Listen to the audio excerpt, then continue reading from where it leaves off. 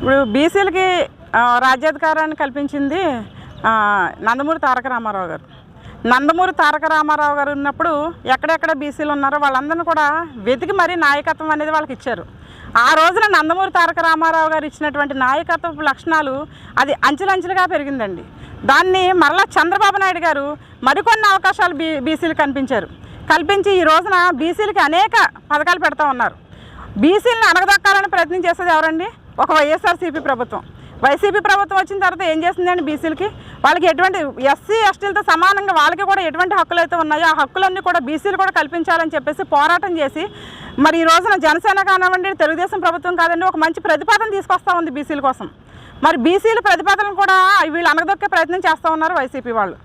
కాబట్టి ఎప్పుడు కూడా తెలుగుదేశం ప్రభుత్వం అనేది బీసీలకి ఒక వెన్నుముక లాంటిదండి. బీసీలను ఎప్పుడు కూడా కాపాడుకుంటూ వచ్చే ప్రభుత్వం ఏదైనా ఉందంటే అది ఈ రోజున తెలుగుదేశం ప్రభుత్వం.